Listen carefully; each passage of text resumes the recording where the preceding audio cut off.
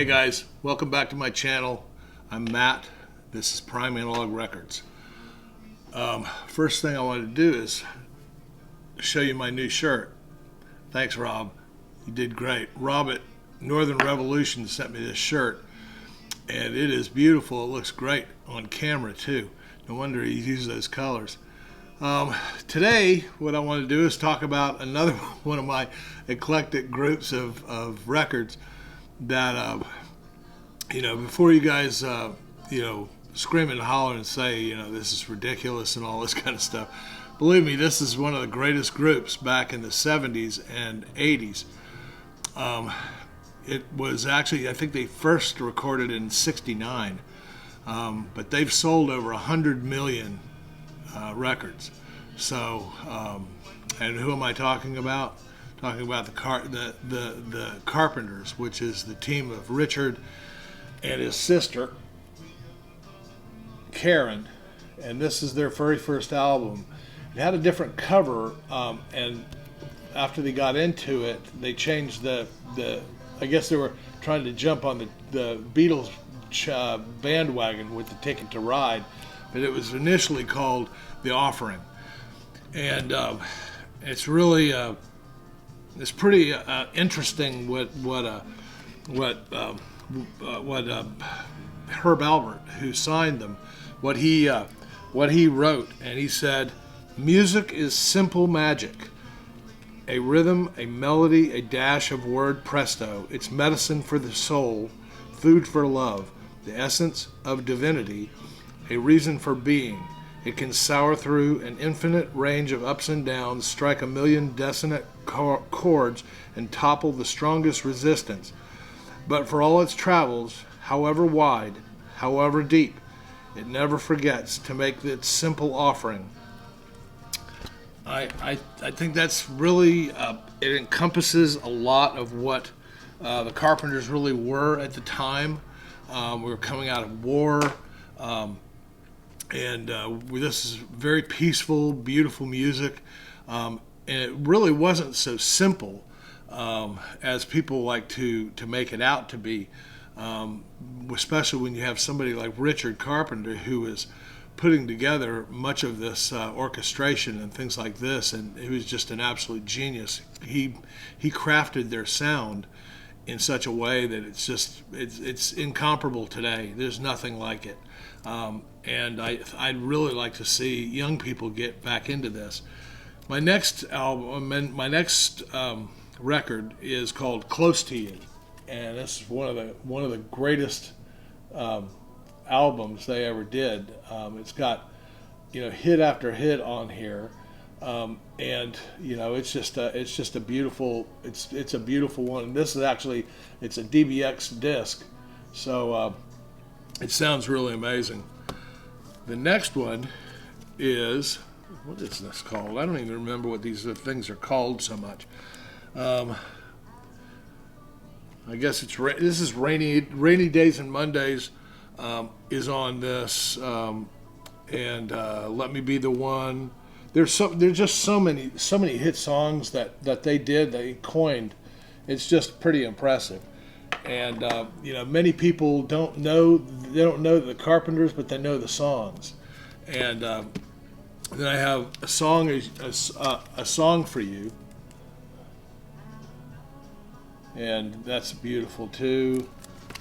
And I don't know if you guys knew this. I'm a big Ferrari enthusiast, and Richard was a big Ferrari enthusiast too, and that's why he actually, on this cover, he's got a picture of his Daytona, his Ferrari Daytona. That's what that is right there. And he had quite a stable. I'm sure he still does. I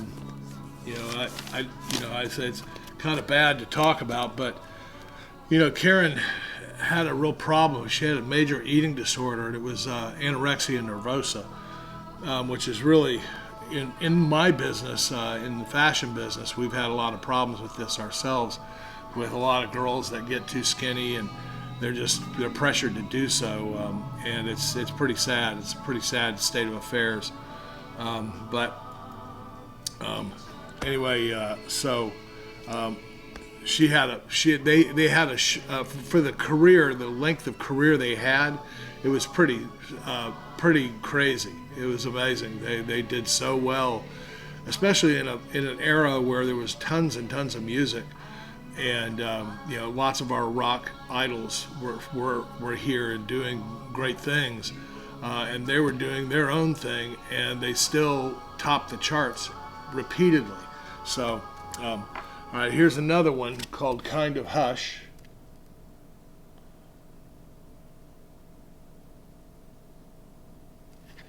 And this is called "Passage."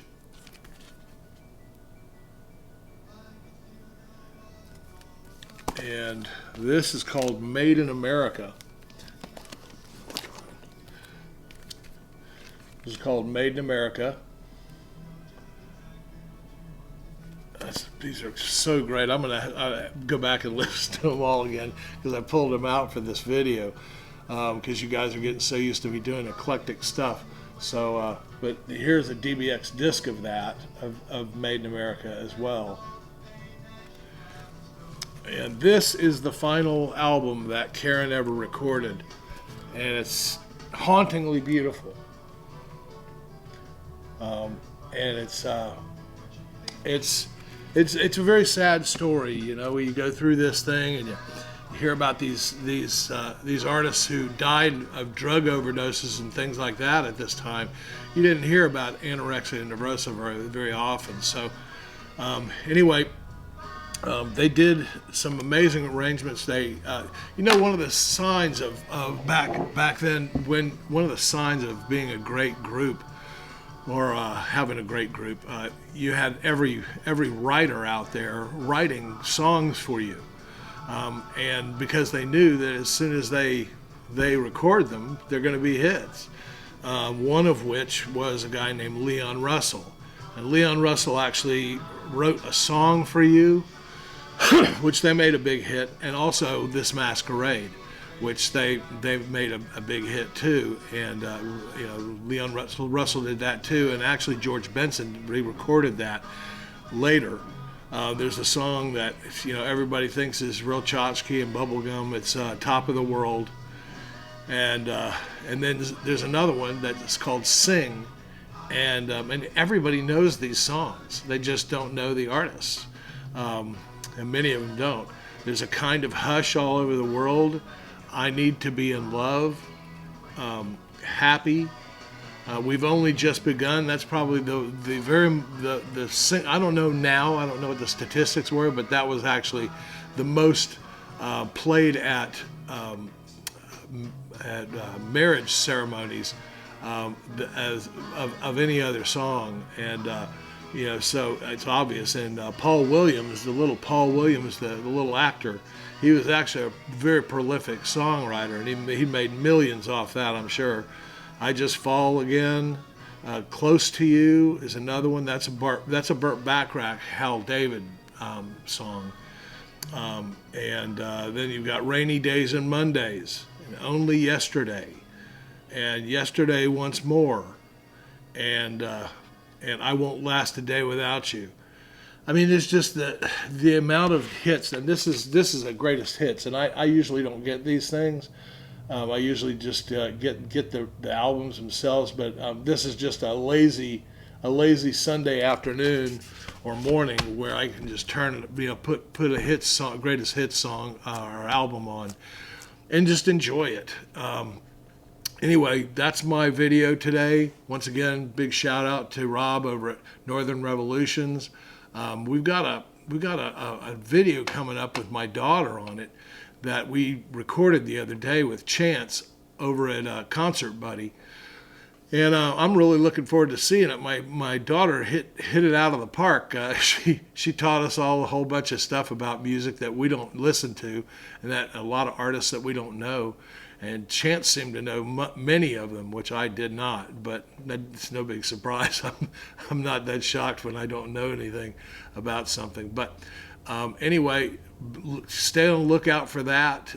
That was a really fun discussion, and it was fun to get my daughter started in the vinyl community. That will kickstart her channel if she ever decides to put one up. So anyway, I hope you like this this content. If you do, hit like and subscribe, and I will see you guys soon. All my best.